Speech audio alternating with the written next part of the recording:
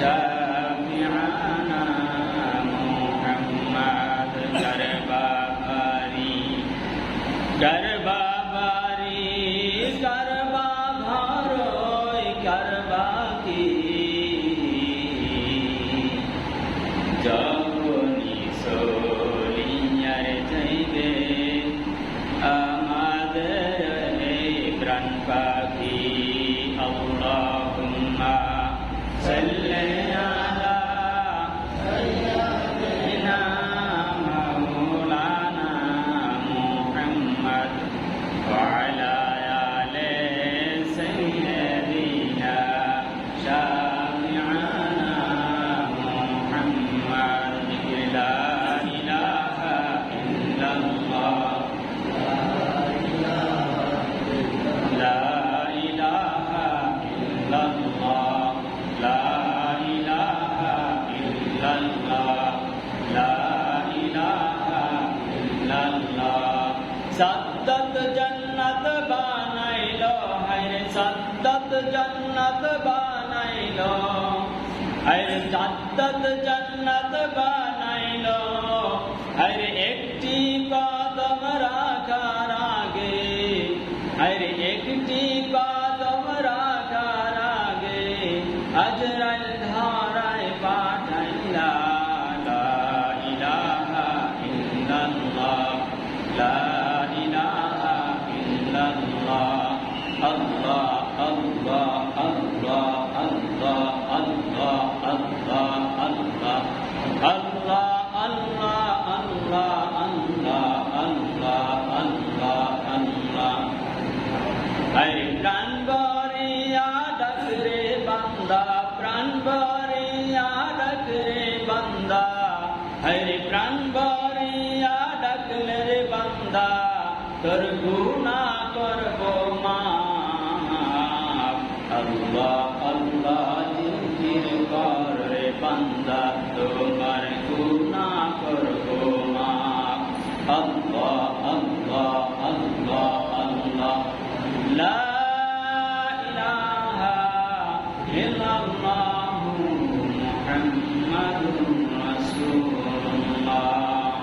সম্মানিত উপস্থিতি, মুসল্লিয়ানে কেরাম, দূর দূরান্ত থেকে অতিথিবৃন্দ, যুবকবৃন্দ, ছোট ছোট সোনামণিরা, ইউটিউব, ফেসবুক সহ সকলকে জানাই আমার আন্তরিক সালাম ও পবিত্র ঈদুল আজহা উপলক্ষে আন্তরিক শুভেচ্ছা। আসসালামু আলাইকুম ওয়া রাহমাতুল্লাহি ওয়া বারাকাতুহু। আপনারা সবাই কেমন আছেন? আমরা দীর্ঘ একটা সপ্তাহ ধরে আবারও জান্নাতের ফুল বাগিচায় সামনাসামনি বসতে পেরেছি। সুস্থ যে মহান রব রেখেছেন তাকে ধন্যবাদ দেওয়ার জন্য প্রাণ খুলে সকলে বলুন আলহামদুলিল্লাহ। আলহামদুলিল্লাহ বললে খুশি হয় কে? জিকির করলে খুশি হয় কে? কোরবানি দিলে খুশি হয় কে? সকাল সন্ধ্যা কম বেশি জিকির করার দরকার আছে না নাই? আমরা তো আল্লাহর জিকির করি না। আল্লাহ কোরআন শরীফে 9 নম্বর পারা সূরা আরাফের 180 নম্বর আয়াতের মধ্যে বলেছে, ওয়ালিল্লাহিল আসমাউল হুসনা, আল্লাহর অসংখ্য সুন্দর সুন্দর নাম রয়েছে, ফাদউহু বিহা, তোমরা ওই নাম ধরে তাকে ডাকো। অর্থাৎ আল্লাহ নাম রয়েছে, লা ইলাহা ইল্লাল্লাহ, সুবহানাল্লাহ, আলহামদুলিল্লাহ, এই নামগুলা ধরে আল্লাহ ডাকতে বলছে, আল্লাহর জিকির করতে বলেছে। ওয়ালিল্লাহিল আসমাউল হুসনা, আল্লাহ বলে আমার অসংখ্য সুন্দর সুন্দর নাম রয়েছে, তোমরা এই নামগুলো ধরে আমার ডাকো। তার মানে আল্লাহর জিকির করো। ফাদউহু বিহা, ওই নামগুলা ধরে আমাকে ডাকো। আর আমরা বানাইয়া অনেক সময় ডাকি, খোদা তোমায় ডাকতে জানি না। খোদা তো আল্লাহর নাম না, ঠিক না? বেরি বলে আমরা যেন বিশুদ্ধ যে আল্লাহর নামগুলো আছে 99টা, এই নামগুলো ধরে যেন আমরা জিকির করতে পারি। আল্লাহ তৌফিক দান করুন। সম্মানিত অতিথিবৃন্দ, আজকে যে আয়াতখানা আপনাদের সামনে তেলাওয়াত করেছি, পবিত্র কোরবানি নিয়ে এই আয়াতখানা আল্লাহ নাজিল করেছে কোরআন শরীফের ভিতরে। আমি মনে করতে পারি যে কোরবানি মনে হয় শুধু আমাদের উপরেই ওয়াজিব, অন্যদের জন্য ছিল না। এরকম না, সবার জন্য ছিল। এই যে আয়াতখানা তেলাওয়াত করেছি, এর মধ্যে এই আকীদা ফ্রেশ করার জন্য আল্লাহ আয়াত নাজিল করছে যে শুধু এই উম্মতে মুহাম্মাদের জন্য আমি কোরবানি ওয়াজিব করি নাই, এই কোরবানি যুগে যুগে যত নবী রাসূল দুনিয়ায় এসেছিল সকল উম্মত সকল জাতির জন্যই কোরবানি ছিল। বলুন না সুবহানাল্লাহ। তবে সকল জাতির কোরবানি একই রকম ছিল না। আদম আলাইহিস সালামের যুগের কোরবানি একরকম ছিল, এক একজনের কোরবানি এক এক রকম ছিল। কিন্তু আমরা কিয়ামত পর্যন্ত যত উম্মত আসবে, যত বান্দা আসবে, সকলের কোরবানি একই রকম হবে। সাইয়েদনা ইব্রাহিম আলাইহিস সালাম যেভাবে কোরবানি দিয়েছিলেন, এইভাবে আমাদের কোরবানি জারি থাকবে কিয়ামত পর্যন্ত। বলুন আলহামদুলিল্লাহ। কারণ আর নবী আসবে না, এর পরিবর্তনও ঘটবে না। সম্মানিত অতিথি, আমি 17 নম্বর পারা সূরা হজের 34 নম্বর আয়াত তেলাওয়াত করেছি আপনাদের সামনে। এর অংশ বিশেষ আল্লাহ এই আয়াতে কি বলেছে শুনুন। ওয়ালিকুল্লি উম্মাতিন জাআলনা মানসাকা। কুল্লুন মানে সব, যারা আরবি ভাষা বোঝেন, সৌদি আরব গেছেন। ওয়ালিকুল্লি উম্মাতিন, আল্লাহ বলে সকল উম্মতের জন্য, সকল জাতির জন্যই এই কোরবানি আমার ওয়াজিব ছিল। বলুন সুবহানাল্লাহ। ওয়ালিকুল্লি উম্মাতিন জাআলনা মানসাকা, সকল উম্মতের জন্য, সকল জাতির জন্য যুগে যুগে আমি কোরবানি ওয়াজিব করে দিয়েছিলাম। বলুন সুবহানাল্লাহ। কি জন্য কোরবানি ওয়াজিব করেছি? লিয়াযকুরুসমাল্লাহ, যাতে করে তোমরা আমি আল্লাহর নাম স্মরণ করতে পারো। বলুন সুবহানাল্লাহ। কোরবানি আসলে আল্লাহর নাম স্মরণ বেশি হয় না কম হয়? 9 জিলহজ আরাফাতের দিন ফজর থেকে শুরু হয়, অর্থাৎ আমাদের শুরু হবে রবিবার ফজর থেকে। আল্লাহর জিকির বেশি বেশি শুরু হবে না? সবাই করেন আল্লাহু আকবার, আল্লাহু আকবার, লা ইলাহা ইল্লাল্লাহ, আল্লাহু আকবার, আল্লাহু আকবার, লিল্লাহিল হামদ। বছরের কোন সময় এই জিকির কি আমরা করি না? এই জন্য আল্লাহ বলছেন যাতে আমার বেশি বেশি জিকির হয়, আমার স্মরণ করতে পারে বান্দা, এই জন্য আমি কোরবানি জারি করে দিয়েছি। বলুন সুবহানাল্লাহ। লিয়াযকুরুসমাল্লাহ, লিয়াযকুরু মানে জিকির, যাতে করে আমার বেশি বেশি জিকির হয়। এই জন্যই 9 জিলহজ থেকে এই জিকিরটা শুরু হয়। আল্লাহু আকবার, আল্লাহু আকবার।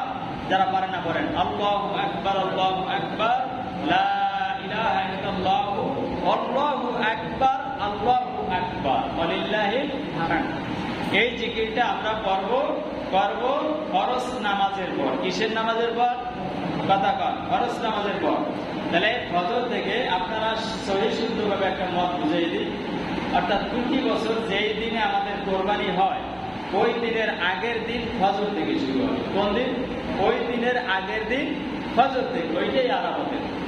আর এই আরাফাতের দিনে যদি কেউ একটা রোজা রাখে, আল্লাহ নবী সাল্লাল্লাহু আলাইহি ওয়াসাল্লাম বলেছেন তাহার পিছনের 1 বছর এবং সামনে 1 বছর অবধি, বাঁচেন কি না বাঁচেন তখন, সামনের এবং পিছনের 1 বছর 1 বছর, মোট 2 বছরের গুনাহ আল্লাহ মাফ করে দেয়। বলুন সুবহানাল্লাহ।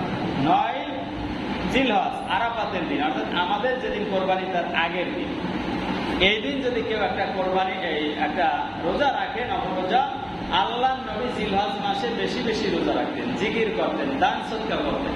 তাহলে আমাদের এইগুলো করার দরকার আছে না নাই? আমরা অন্যের দোষ ত্রুটি চর্চা করি বেশি, এই জিকিরটাই করি। এই জিকির বন্ধ করে আমরা হাঁটতে বইতে জিকির করবেন এই বেশি বেশি বেশি, সুবহানাল্লাহ, আলহামদুলিল্লাহ, লা ইলাহা ইল্লাল্লাহ, এরকম জিকির করবেন। তাই আল্লাহ রাসূল সাল্লাল্লাহু আলাইহি ওয়াসাল্লাম এই মাসে এই 9 তারিখ যদি একটা কেউ রোজা রাখে আরাফাতের দিন, ঈদের আগের দিন আমাদের, তাহলে আল্লাহ নবী বলেছেন আরাফাতের দিন কেউ রোজা রাখলে তাহলে তার পিছনের এবং সামনের 1 বছরের 1 বছর 1 বছর 2 বছরের গুনাহ মাফ। কয় বছর? 2 বছর। তাহলে আমরা যারা পারি সাহিত্যগুলো রাখবো তো ইনশাআল্লাহ, মা বোনদেরকে জানিয়ে দেবেন। এই তাহলে আল্লাহ কোরবানি ওয়াজিব করেছেন, এটা শুধু আমাদের জন্য না। এই আয়াতের দ্বারা আমরা বুঝলাম আদম আলাইহিস সালাম থেকে এটা প্রথম যুগ থেকে শুরু হয়েছে। এখন আসুন, আদম আলাইহিস সালামের সময় কোরবানিটা কেমন ছিল জানা দরকার আছে না নাই? প্রতি বছরই বলি, খুব সংক্ষেপে, সময় কম, একটু চাষ দেবো, চমকান খোলা রাখবো। তাই আদম আলাইহিস সালাম তার সন্তান জোড়ায় জোড়ায় হইতে পড়ত। একটা ছেলের সাথে একটা মেয়ে, একটা মেয়ের সাথে একটা ছেলে, জানা মানে এর সাথে এর বিবাহ হইল। এখন দেখেন চাচাতো বোন বিয়ে করা জায়েজ আছে, ঠিক না? বলেন আপন বোন নাই, কা মেয়ে তো পাওয়াই যাচ্ছে, তাহলে আপন বোন করার দরকার নেই। আর এটা তো জায়েজ নাই এখন শরীয়তে, কারণ এখন তো বান্দা বান্দির অভাব নেই। তাই আদম আলাইহিস সালামের যুগে এক ভাইয়ের সাথে আর এক বোনের বিবাহ হইল। এক সময় হাবিলের সাথে একটা মেয়ে জন্ম নিল এবং কাবিলের সাথেও একটা মেয়ে জন্ম নিল, জোড়া জোড়া। এখন আল্লাহ বিধান জারি করলেন যে না, এবার আর আপন বোন বিয়ে করা যাবে না। কাবিল নেবে হাবিলের বোন, হাবিল নেবে কাবিলের জোড়ার বোন। কথা বুঝছেন? এই কিন্তু পার্থক্য শুরু হয়ে গেছে। এখন এই আইন কি আদম আলাইহিস সালামের না আল্লাহর পক্ষ থেকে? আল্লাহর পক্ষ থেকে। এখন আদম আলাইহিস সালাম বলল যে কাবিল, তুমি তো চাচ্ছ তোমার সাথে যে মেয়েটা জন্ম হয়েছে যমজ, ওইটা অনেক সুন্দরী হয়েছে, আর হাবিলের সাথে যেটা হয়েছে একটু কুৎসিত হয়েছে, চেহারা ভালো না। তাই আল্লাহ তাআলার ফয়সালা হইল এই যে আপন বোন বিয়ে করা যাইবে না, তোমার জোড়া তুমি বিয়ে করতে পারো, কারণ আমরা হুকুম মানবো কার? আল্লাহ। এখন কাবিল কয় না, এইটা হইবে না, আমি সুন্দরটা বিয়ে করবো। কথা বুঝছেন? এখনো তো দেখবেন সুন্দর মেয়ের জন্য বিষ খায়, গলায় দড়ি দেয়, আনার জন্য বাপ্পায় না দিলেও লইয়ে বাইকে যায়, আছে না নাই? এটা হলে কাবিলের গুণ। কার গুণ? কাবিলের গুণ, এই সুন্দরটা পাওয়ার আশা। জোর করে যদি পাওয়ার আশা করে, এটা হচ্ছে কাবিলের গুণ, অন্যায় বলে। এখন কাবিল বলে না, হাবিলের বোন আমি নেব না, এটা কালা, এটার চেহারা ভালো না, কিন্তু আমার সাথে যে মেয়েটা জন্ম নিয়েছে বোনটা, ওর চেহারা অনেক সুন্দর, ওরে আমি বিয়ে করব। এখন আল্লাহ এবং আল্লাহ নবী আদম আলাইহিস সালাম এদের পক্ষে কি আছে কাবিল? কথা বলে আছে। আদম আলাইহিস সালাম এবং আল্লাহর পক্ষ থেকে আদম আলাইহিস সালাম বলে না, এরকম বিয়ে না, আল্লাহ বলছে এরকম বিয়ে হবে। উনি বলে না বাবা, তুমি আমাকে ভালো চোখে দেখো না, তুমি মনে হয় হাবিলকে একটু বেশি ভালো, এদের সুন্দর রূপ গাইনি দিতে চাও, আর আমার একটু খারাপ জানে কালা গোদরাই দিতে চাও। এই আইন আমি মানি না, আপনার আল্লাহর আপনার আইন আমি মানি না। এখন আল্লাহর আইন না মানলে এর অবস্থা কি আপনারা বলেন?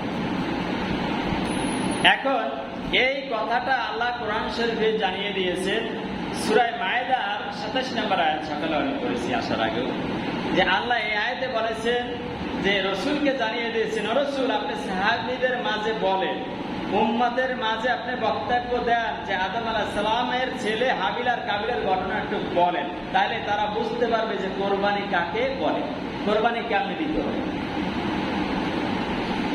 কারণ যখন হাবিল আর কাবিলের মধ্যে সংঘর্ষ লাগলো, তখন আল্লাহ আইন আবার জারি করলো। দেখেন কাবিলকে কত ভালোবাসা আল্লাহ। চায় না বান্দা জাহান্নামে যাও, বান্দি জাহান্নামে যাও, আল্লাহ চায় জান্নাত দিতে বারবার দূরে গিয়ে। তাই কাবিলকে এবারে আইন জারি করলো আল্লাহ যে ঠিক আছে, তাহলে একটা কাজ করো, দুজনকে আমার রাস্তায় কোরবানি দিতে বলো। কি দিতে বলো? কোরবানি। তাহলে সবচেয়ে যেটা ভালো প্রিয় বস্তু, এটা আমার রাস্তায় উৎসর্গ করবে কোরবানি। ওই যুগের কোরবানিটা ছিল জবাই দেওয়া লাগতো। ওই পাহাড়ের উপরে যদি গরু ছাগল রাখতো, আকাশ থেকে বিশাল এক খন্ড আগুন ফাঁস করে নাই না, জ্বালাই করে অবশ্যই কিন্তু ছাই করে রয়েছে। তাই কাবিল করলো কি, উনি কৃষি কাজ করতো। উনি এই আল্লাহর আইন তো মানে না, গম গম করে, বদবদ করে, বুঝে না, গালি গালাজ করে। এইটা আল্লাহর দরকার কি ছিল? বলছে আদম বলছে ঠিক আছে, আল্লাহর এবারে আইন হয়েছে, যদি তোমরা কোরবানি করো, এই কোরবানি যারটা আল্লাহর কাছে কবুল হইবে, তাকে কাবিলের সুন্দর বউকে তার সাথে দিয়ে দেওয়া হবে। এখন কাবিল একটু রাজি হয়েছে, যদিও বেকায়দা। আর কাবিল গদগদ করে, কি আল্লাহ রাস্তায় আমার ভালো ভালো মালগুলো সব দেওয়া হবে, এটা করবো না। তা কি করবো? আমার যে পচা তরি তরকারি, টমেটো, ওই মিষ্টি কুমড়া যা আছে কৃষি খাতে, এইগুলার পচা পচা যা আছে, এই নিয়ে কতগুলা ওর পাহাড়ে উড়াই গেছে। পচাটা কি আল্লাহ গ্রহণ করে? কোরবানি বুঝবেন ভালো করে, কোরবানি কাকে বলে। এখন হাবিল ছিল আল্লাহওয়ালা, একটু ঠান্ডা ভালো মানুষ। সে করলো কি, সে রাখাল ছিল, মানে গরু বেশ দুম্বা এগুলা চড়াইতে পারে। সবচাইতে যে গরুটা সুন্দর, শিং, কান, নাক, চোখ দেখতে স্বাস্থ্য, এই গরুটারে গোসল গোসল করাইয়া তৈরি মাইকা ওই জায়গায় আমার আল্লাহ পাককে দেবো, আমার দোস্তের একটা ভালো জিনিস দেওয়া দরকার। তাই হাবিল করলো কি, একটা ভালো গরু ওই পাহাড়ের উপরে বাইন্দে রেখেছে, আল্লাহ তোমার এটা দিলাম, তোমার নামে কোরবানি করে দিলাম। এরপর আইসা এই ছেড়ে কান্নাকাটি আর দোয়া শুরু করেছে হাবিল। আর কাবিল তো গদগদ করে আর বলে, কাম নাই কাজ নাই, এত কষ্টের সম্পদ, এইগুলো আবার আল্লাহর কোরবানি করে দেওয়া হবে। বাসাটা দিয়েছি, দেখে কি হয়। কথা বুঝেন নাই? বিয়ে করবে। এখন আগুন আইসা আসমান থেকে ওই হাবিলের যে গরুটা সুন্দর রাখছিল, সবার সামনে আসমান থেকে বিশাল এক খন্ড আগুন নাই না, সেটাকে জ্বালাই পরে বসীভূত করে মালিক কবুল করে দিয়েছে। বলুন না সুবহান। আর কাবিল যে রাখছে, এই যে কৃষি খাবার দাবার রাখছে, এটা আল্লাহ অ্যাকসেপ্ট করে নাই, আগুনও নামায় নাই। এখন কপালে কি সুন্দর বউ আছে না কালা বউ? কথা কনকা আছে? আর সুন্দর বউ আর কাবিল পাইতেছে না। এখন উঠেই বাকি আমি ওই সব আইন ফেল মানি। আদম আলাইহিস সালামের আব্বা, আপনারা আল্লাহর কোনো কাম নাই, এইসব পরীক্ষা, এইসব কোরবানি, এইসব আমি পছন্দ করি না। তবে হাবিলকে আপনিও ভালোবাসেন, আল্লাহ ভালোবাসে, এই জন্য তার পক্ষে সুন্দর মাইয়ে দেওয়ার জন্য তারটা কবুল করছে, আমারটা কবুল করে। এইসব আয়াত আমি মানি না। সাথে সাথে কাবিল হাবিলকে বলল, শোনো, যদি সুন্দর মেয়ে তুমি নিতে চাও, বিয়ে করতে চাও আমার বলবে জোর করে, তাহলে তোমাকে আমি বললাম কলা লা আকুলান্নাকা, তোরে আমি হত্যা করে ফেলবো। বলো না নাউজুবিল্লাহ। কাবিল উঠেই তোরে আমি হত্যা করবো। হত্যা শুরু কাবিল থেকে। কি থেকে? এখনো যারা অন্যায়ভাবে হত্যা করে তারা কাবিলের সাথে যান না। কোথায় যাবে? এটা কাবিলের। এখন কাবিল উঠেই কয় না, কোরআনের আয়াত, সে বলে তোরে আমি হত্যা করে ফেলবো। এটা আছে সূরা মাইদার 27 নম্বর আয়াতের শেষে আছে যে কাবিল উঠেই বলে কলা লা আকুলান্নাকা, তোরে আমি অবশ্যই হত্যা করবো যদি ওই মেয়েদের বিয়ে করো। এখন হাবিল কয় আমি ভয় পাই না, আমি আল্লাহর উপরে তাওয়াক্কুল করলাম। বলুন সুবহানাল্লাহ। আর কাবিল তুমি শান্ত হও, ভদ্র হও, মুত্তাকি হও, পরেজগার হও, তুমি এইসব গুনার কথা বলো না। হত্যা করলে কি হবে জানো? হত্যার গুনাহ তো হবে, আর আমার যত গুনাহ আছে সব তোমার মাথায় বর্তাইয়ে তোমার জাহান্নামে যাওয়া হবে। কোথায় যাওয়া হবে? জাহান্নামে। তাকে শুনে কাবিল তাকে হত্যায় গিয়ে আল্লাহ এই কথাটা সূরা মাইদার 27 নম্বর আয়াতের মধ্যে তুলে ধরে সে নবী হযরত মুহাম্মদ সাল্লাল্লাহু আলাইহি ওয়াসাল্লামের উপর আয়াত নাযিল করে বললেন, ফাতলু আলাইহিম, ও রাসূল আপনি আপনার সাহাবীদের সামনে, উম্মতের মাঝে আদম আলাইহিস সালামের যে সন্তান দুইটা যে কোরবানি ছিল, এই কোরবানির ঘটনাটা আপনি তাদের সামনে ওয়াজ করে শোনাইয়া দেন। বলুন না সুবহানাল্লাহ। ফাতলু আলাইহিম নাবাবনা আদম আলাইহিস সালামের যে সন্তানদের কাহিনী ছিল, কোরবানি দেওয়ার কাহিনী, এইটা আপনি আপনার উম্মতের মাঝে প্রকাশ করিয়া দেন, ওয়াজ করিয়া শোনাইয়া দেন। কে বলতো? আল্লাহ। আল্লাহ বলবো যে আদম আলাইহিস সালামের সন্তানের উপর যে কোরবানি কেমন ছিল, এর পরীক্ষাগুলো কেমন ছিল, কোরবানি কেমন হওয়া উচিত, এই ঘটনাটা আপনি তেলাওয়াত কইরা, তাফসীর কইরা আপনার সাহাবীদেরকে বুঝাইয়া দেন। এই কথা বলছে কি? আল্লাহ সুবহানাহু ওয়া তাআলা। তিনি বলছেন আপনি তেলাওয়াত কইরা, তাফসীর করে শোনাইয়া দেন, বুঝাইয়া দেন, যাতে করে দুনিয়ার মানুষ বুঝতে পারে যে কোনটা আল্লাহর কাছে গ্রহণযোগ্য কোরবানি আর কোনটা গ্রহণযোগ্য না। কথা আপনারা বুঝতে পারছেন? এখন কাবিল বলল আমি তোমাকে অবশ্যই হত্যা করে ফেলবো যদি ওই সুন্দরী বউ আমি না পাই, তুই যদি বিয়ে করো হাবিল করে আমি হত্যা করবো। কাবিল ওইটা বললো এদের শেষে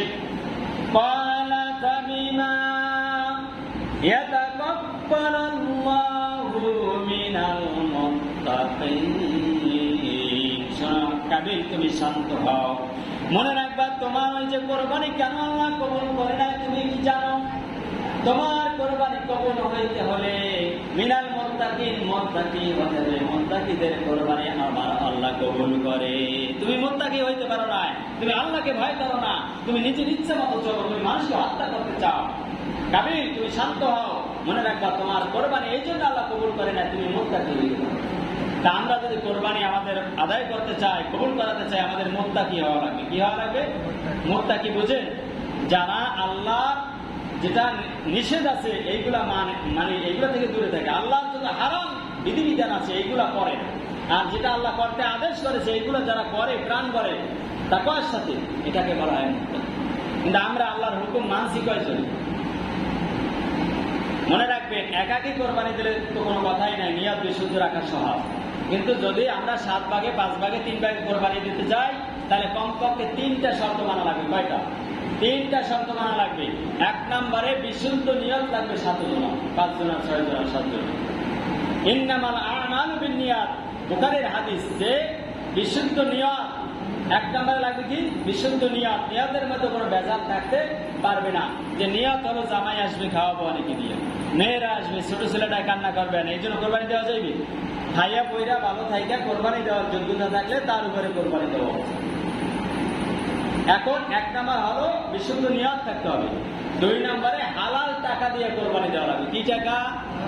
এখন একজনে হারাম টাকা ঢুকাইবে, কোরবানি কেউ রইব? ভালো করে বোঝার চেষ্টা করে। 1 নম্বরে বিশুদ্ধ নিয়ত, যে নিয়ত কোরবানি গোস্ত খাওয়া না। কারণ ইসমাইল আলাইহিস সালাম রে ইব্রাহিম আলাইহিস সালাম যখন কোরবানি দিয়েছিল, ছেলের গোস্ত খাওয়ার জন্য বাবা কোরবানি দিয়েছে না, আল্লাহ বলেছে আমার জন্য কোরবানি করে দাও, দেখি তোমার দিলটা কেমন, তোমার তাকওয়া কেমন। আমি আল্লাহকে ভালোবাসি না সন্তানকে বেশি ভালোবাসি, এটা প্রমাণ করার জন্য। 3 নম্বরে যে 1 নম্বরে হলো নিয়ত, 2 নম্বরে হালাল টাকা লাগবে, 3 নম্বরে হলো কোরবানি কবুল হইতে হইলে 3 নম্বর আর একটা করে বলে দেবো, মনে আসছে 3 নম্বর আর একটা কারণ আছে। যাই হোক, আর চারটা যদি দোষ থাকে কোরবানির পশুর মধ্যে, ওই পশু দিয়ে কোরবানি হবে। কয়টা দোষ? 4টা। এক নম্বরে অন্ধগুলো আছে না নাই, একটা চোখ নাই, 2টা চোখ নাই, কানা। এই কানা পশু দিয়ে কোরবানি হবে, আল্লাহ রাসূল সাল্লাল্লাহু আলাইহি ওয়াসাল্লাম বলেছেন। 2 নম্বরে খোড়া আছে না নাই, খোড়া ইয়ারে বা এক পাও ভাঙ্গা, এইগুলা দিয়ে কোরবানি হবে না। এরপরে বন্ধ খোড়া, এগুলো দিয়ে। আর একটা হলো এমন পশু, এমন গরু, এমন ছাগল যেটা কোরবানির যেদিন হবে সেই পর্যন্ত বাঁচবে এমন সিকিউরিটি নাই, যে কোনো সময় মারা যেতে পারে, এমন পশু দিয়ে কোরবানি হবে না। আর 4 নম্বরে হলো আল্লাহ নবী সাল্লাল্লাহু আলাইহি ওয়াসাল্লাম বলেছেন, ওই পশু দ্বারা কোরবানি হবে না যে পশু নিজে আনন্দের সাথে হাঁটতে হাঁটতে যেখানে জবাই দেওয়া হবে ওই পর্যন্ত যাইতে পারবে না, আর আগে চিত্রাই করবে, আছে না নাই? এমন পশু দ্বারা কোরবানি দিলে কোরবানি হবে না। এখন কাবিল আর হাবিল যে কোরবানি দিয়েছিল, এখান থেকে বোঝার আমাদের বিষয় যে হাবিল দিয়েছিল সুন্দর একটা গরু, এটা আল্লাহ অ্যাকসেপ্ট করছে। আর কাবিল যেটা দিয়েছে এটা এমন খারাপ এবং দুর্গন্ধযুক্ত যে কৃষি আছে, ফসল আছে, ফল আছে, এইগুলা রাখছে, এটা আল্লাহ অ্যাকসেপ্ট করছে। তাহলে চোখ নাই, কান নাই, পাজরা নাই, এইটা নাই, সেইটা নাই, হাত তারে নাই, কাটি নাই, এটা দিয়ে কোরবানি দিলে হবে? আপনার সাধ্যমত ছোট্ট সুন্দর গরু কিনে। আর বিশেষ করে আমরা এই কোরবানির মধ্যে কিন্তু অনেকে আকিকা ঢুকিয়ে দিই, ঠিক না? বেরিয়ে বলেন, আমি নিষেধ করবো না, কারণ আমার উপরে বড় বড় আলেমরা ফতোয়া দেয়, সবাই পক্ষে যে কোরবানির মধ্যে আকিকা দেওয়া যায়, আমিও বলি দেওয়া যায়, কিন্তু আমি আকিকা আর কোরবানিটা আপনাদের একটু বুঝিয়ে দিতেছি। আচ্ছা বলেন তো, কোরবানি গরু দিয়া হয়, আকিকা কি গরু দিয়ে হয়? কথা বিশ্বনবী হাসান হোসেনের আকিকা 7 দিনের দিন দিয়েছে এবং নামও রাখছে 7 দিনের দিন। কোরবানি এই ছাগল দিয়া, কি দিয়া? হাদিসে আসছে ছাগল দিয়া। দেখো, ছাগল দিয়া কোরবানি হয় আর গরু দিয়াও কোরবানি হয়, কিন্তু গরু দিয়ে কি আকিকা হয়? আচ্ছা, কোরবানি কি বছরে সব সময় দেওয়া যায় না বছরে একবার? আর আকিকা সারা বছর। আমার সন্তান হইল 2 মাস পর, এখন আকিকা দেবো কি বলবো? আপনার সন্তান হয়েছে কোরবানির 5 দিন আগে, আপনি আকিকা দেবেন কেমনি? আকিকা তো 7 দিনের দিন দেওয়ার সুন্নাত, আপনি আগে দেবেন কি বলবেন? আকিকাও একটা ইবাদত, কোরবানিও একটা ইবাদত। এখন মনে রাখবেন, আকিকা আর কোরবানি একসাথে ঢুকানো সুন্নাত তরিকা না। তবে হ্যাঁ, কোরবানি যেদিন দেবেন ওই দিনের আগে 7 দিন আগে যদি একটা সন্তান জন্ম নেয়, তখন কিন্তু একটা স্কোপ আছে সুন্নাত তরিকা, ঠিক না? বেরিয়ে বলেন, কারণ 7 দিন হয়ে গেছে কোরবানির দিন। আপনারা এটা আকিকা প্রায় আমরা কোরবানির মধ্যে ঢুকিয়ে দিই, এগুলো ঠিক সুন্নাত তরিকা না, দিলে জায়েজ হবে, আমি এটা নাজায়েজ বলছি না। তবে আপনারাই বিবেকের কাছে প্রশ্ন করেন, আল্লাহর নবী বলছে সন্তান জন্ম নিলে মেয়ের জন্য একটা ছাগল আর ছেলের জন্য 2টা ছাগল লাগবে। এখন সেইটা দেবে 7 দিনের দিন। কোন হাদিসে আমি পড়েছি এসেছে 14 দিনের দিনে দিলেও যদি সমস্যা থাকে সুন্নাত আদায় হবে, এবং 21 দিনের দিন দিলেও সুন্নাত আদায় হবে। কিন্তু বিশ্ব নবী নিজে হাসান হোসেনের আকিকা দিয়েছে 7ম দিন। কোন দিনে? এইটাই সবচেয়ে বেটার। 7ম দিনে আকিকা দিয়েছেন। কেন আকিকার ব্যবস্থা হয়েছে? কারণ একটা সন্তান হলে সবাই খুশি হয়, হয় কি হয় না? তখন তার আত্মীয় স্বজন দাওয়াত দেবে, সবাই আসবে, কেউ এমনকি ব্যাপার দেয়, কেউ একটা লুঙ্গি দেয়, কেউ সবাই এক জায়গায় বসে খায় একটু দুর্গা ভাত, ছাগল জবাই দিয়ে এরপর ওর জন্য বাচ্চাটার জন্য একটু দোয়া করে। এটা স্পেশাল ভাবে বাচ্চার দোয়া করার জন্য একটা আকিকার ব্যবস্থা আল্লাহ জারি করে দিয়েছে, বলুন না সুবহানাল্লাহ। এই আকিকাটারে আমরা কাল কোরবানির মধ্যে ঢুকি। আকিকা না দিলে কি আপনার জবাব দেওয়া লাগবে কিয়ামতের মাঠে? এটা সুন্নাত, কিন্তু কোরবানি এটা ওয়াজিব, ফরজের পর ওয়াজিবের স্থান। গুনাহগার হবো আমরা। কোরবানি যারা ওয়াজিব, কোরবানি দেওয়াই লাগবে। আল্লাহ রাসূল সাল্লাল্লাহু আলাইহি ওয়াসাল্লাম বলেন যে মান কানা লাহু সাআতা ফালাম ইউদাহি, যার কোরবানি দেওয়ার সামর্থ্য আছে অথচ কোরবানি দিল না, ফালা ইয়াকরাবান্না মুসাল্লানা, সেজন্য ঈদগাহের দ্বারে কাছে আসে, নামাজের দ্বারে কাছেও যেন আসে না। আল্লাহ নবী কত দয়ালু, শান্ত, ভদ্র স্বভাবের ছিল, সে যে এত কঠিন কথা বলেছেন। কেন বলেছেন? যে এটা ওয়াজিব গুনাহ হবে, ফরজ ওয়াজিব গুনাহগার হবে তরফ করলে। এই দুটার জবাব আল্লাহর কাছে দেওয়া লাগবে। যে আপনারা আল্লাহ কোরবানি দেওয়ার সামর্থ্য দিয়েছিলেন, খেয়ে পরে সুন্দরভাবে থাকার পর যদি কোরবানি দেওয়ার সামর্থ্য থাকে, তাহলে আপনার উপর কোরবানি দেওয়া ওয়াজিব। কেন আপনি দিলেন না? এজন্য আল্লাহ রাসূল কষ্ট নিয়ে, ক্ষোভ নিয়ে বলছে যে যারা কোরবানি দেওয়ার সামর্থ্য আছে, মান কানা লাহু সাআতা ফালাম ইউদাহি, এরপর যদি ওই লোকটা কোরবানি না দেয়, ফালা ইয়াকরাবান্না মুসাল্লানা, সে যেন ঈদগাহের নামাজে না আসে। ঈদের নামাজে বলছে কি সাল্লাল্লাহু আলাইহি ওয়াসাল্লাম, বিশ্বনবী মুহাম্মদ রাসূলুল্লাহ। তাহলে আমরা যারা কোরবানি দেওয়ার উপযুক্ত, কোরবানি দেওয়ার দরকার আছে না নাই? অবশ্যই দেব। কিন্তু এইখানে যেন আমাদের, আমি যে একটা কথা বলেছিলাম যে 3টা গুণ থাকা লাগবে। 1 নম্বরে কি বলছিলাম যে বিশুদ্ধ ন্যায় থাকতে হইবে, ন্যায়ের মধ্যে কোনো ভেজাল খাবো এরকম থাকতে পারবে না। 2 নম্বরে হালাল টাকা দিয়ে পশু কেনা লাগবে। 3 নম্বরে লৌকিকতা থাকতে পারবে না, এটা বলে গেছিলাম আমি, ভুলে যাওয়াটাই স্বাভাবিক। যে লৌকিকতা মানে কি, লোক দেখানো, এই চরিত্র থাকতে পারবে না। যেন এই কাশির এলাকায় আমাগো গরুর সামনে কেউ গরু কিনতে পারে না, 4 দোকান ওই গল্প আছে না নাই? এই লৌকিকতা, এটা রেখায় লৌকিকতা, লোক দেখানো যে আমি কত গরু দিতে পারছি, কত বড়। এইটা যদি কেউ বলেন গোস্ত খাওয়া হবে, কিন্তু আল্লাহর খাতায় কোরবানি কবুল হবে না। এখন বলবেন কি না বলবেন এটা আপনার ব্যাপার। আল্লাহ নবী নিষেধ করছে এই লৌকিকতা, লোক দেখানো। কারণ কোরবানি দিচ্ছেন কার জন্য? 7 নম্বর পারা সূরাতুল আনাম এর 162 নম্বর আয়াতের মধ্যে আল্লাহ বলেন, কুল, হে নবী আপনি জানায় দেন বিশ্ববাসীকে, কুল ইন্না সলাতি ওয়া নুসুকি, নিশ্চয় আমার নামাজ, ওয়া নুসুকি আমার কোরবানি, ওয়া মাহইয়া ওয়া মামাতি আমার জীবন, আমার মরণ, লিল্লাহি রাব্বিল আলামিন, সবটাই হবে একমাত্র আল্লাহর জন্য। কার জন্য? তাই আল্লাহ বলছে কুল ইন্না সলাতি, নিশ্চয় আমার নামাজ। আচ্ছা বলে তো নামাজ তখন আমরা পড়ে বাইরে, এই জুমা, এত সুন্দর একটা জুমার দিন, 7 দিনের দিন, এই বাইরে কেউ কি চা খাইতে যাই কয় আমি জুমা পড়েছি, জুমা পড়েছি কয়? তা কইবে কেন? তো আল্লাহর জন্য পড়ছেন, কইবেন। হ্যাঁ, এই জন্য আল্লাহ বলে কুল ইন্না সলাতি, নিশ্চয় আমার নামাজ, অনুসুকি আমার কোরবানি।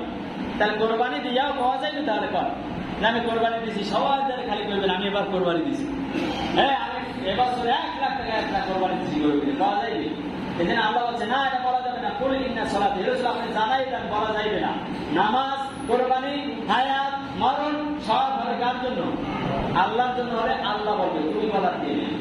এই জন্য আল্লাহ বলছে যে আমার কোরবানি, আমার নামাজ, আমার রোজা, আমার হজ, আমার জীবন, আমার মরণ, এক কথায় যা আছে এর মধ্যে সব হবে কার জন্য? আল্লাহর জন্য। হয়তো সম্মানিত শুনে আপনারা বুঝতে পেরেছেন। আজকের কথার মূল কথা হলো কোরবানি দেব আমরা বিশুদ্ধ নিয়ত নিয়ে, হালাল টাকা, যারা 5 ওয়াক্ত নামাজ পড়ে এবং হালাল টাকা যাদের আছে, বিশুদ্ধ নিয়ত যাদের আছে যে একমাত্র আল্লাহকে খুশি করার জন্য কোরবানি দেব। আমরা খাওয়ার আশায় কোরবানি দিই। আল্লাহ খাইতে কি নিষেধ করেছেন? বলেন কথা না, খাইতে নিষেধ করেছেন না। আল্লাহ বলছে আমার জন্য কোরবানি দিবি, ফেলাইয়া দিতে বলি না, কিন্তু নিয়তটা একটু সোজা করতে সমস্যা হবে। আল্লাহ সূরা হজের 28 নম্বর আয়াতের শেষে বলছে, ফাকুলু মিনহা, তোমরা খাও, সবাই দেওয়ার পর ফেলাই দিও না, খাও ওর থেকে, মিনহা ওর থেকে কিছু খাও, ওয়া আতিমুল বাইসাল ফকির, এবং কাছের এবং দূরের যত ফকির, মিসকিন, অসহায় মানুষ আছে তাদেরকেও তোমরা কিছু দান করো। বলছে কি একা খাওয়া যাইবে? ফ্রিজ করে রাখবেন যে সারা বছর বস্তু কাম হয়ে যাচ্ছে, তাহলে কোরবানি হইবে? আমরা অতি মিসকিন অসহায় মানুষের মাঝে দেবো, নিকট আত্মীয় স্বজনদের দাওয়াত দিয়ে খাবো, অথবা তার বাড়ি পৌঁছিয়ে দেবো। দরকার আছে না নাই? কোরআনের আয়াত এটা। আল্লাহ বলছে তুমি খাও, এলাকার মানুষ, গরিব দুঃখী ভাইদেরকেও খাও। আশা করি বুঝতে পেরেছেন। আমরা নিজেরাও খাবো, অন্যদেরকেও খাওয়াবো, কিন্তু খাওয়ার নিয়তে শুধু কোরবানি দেবো না। কোরবানি দেবো কার নিয়তে? আল্লাহকে খুশি করার জন্য, রক্ত বের করে দেখাবো। আর কোরবানির সময় যারা নিজেরা দেন, আমি দিলে সেটা ভিন্ন কথা। মনে রাখবেন এই যে কণ্ঠনালী, এরপর খাদ্যনালী, এই 2টা কাটা লাগবে। কয়টা? কণ্ঠনালী, খাদ্যনালী, 2টা। আর এই ডান সাইডে একটা রাখ, বাম সাইডে একটা রাখ, মোট 4টে অঙ্গ কাটতে বলেছেন। কয়টা? 4টে অঙ্গ কাটা লাগবে। এরপর শর্ত হওয়ার একটু সময় দরকার আছে না নাই? খালি হাহি দেবেন, কোরবানি হবে না। আজাব দেওয়া যাবে না, এটাকে সন্ত্রাসী কর্মকাণ্ড বলা হয়, পায়ে হাই দেয়, এগুলো করবেন না। আপনিও মারা যাওয়ার সময় একটু সময় নেয় কি নেয় না? আমাদের রুহ যখন বের হয়, অ্যাকচুয়ালি বেরোয় যায়, একটু সময় লাগে, চটপট করে মুরগি জবাই দিলে একটু সময় দিতে হবে। সম্মানিত শুধু, আর সবচেয়ে বড় কথা হচ্ছে এই কোরবানির নামাজ, এটা ওয়াজিব, এটা পড়তেই হবে ঈদের নামাজ। এবং নামাজের পর যে খুতবা দেওয়া হয় এটাও শোনা ওয়াজিব। খুতবা না শুনে যদি কেউ যে কোরবানি দেয় তার কোরবানি হবে না, কারণ খুতবা শোনাও ওয়াজিব, মাথায় রাখতে হবে। এরপরে এই ঈদের নামাজ, কোরবানির নামাজ পড়তে যাওয়া, এই সময় কিছু না খাইয়া যাওয়া সুন্নাত। আর ঈদ উল ফিতর অর্থাৎ রমজান মাসের যে ঈদ, ওই সময় কিছু খাইয়া যাওয়া সুন্নাত। বলুন সুবহানাল্লাহ। এই সময় বিশ্বনবী কিছু না খাইয়ে যাইতো, খুব তাড়াতাড়ি কোরবানি গরু জবাই দিয়া কিছু বস্তু বাড়ি নিয়ে তাড়াতাড়ি পাক সরাই দিত, রাসূলুল্লাহ ওইটা দিয়ে দুপুরে খানা খাইতো। বলুন না সুবহানাল্লাহ। আমরা চেষ্টা করবো তাড়াতাড়ি ওই বস্তু দিয়ে একটু খাবার দাবারের দুপুরে অল্প হইলেও আয়োজন করা, এটাই সুন্নাত। আশা করি বুঝতে পেরেছেন। এরপর যদি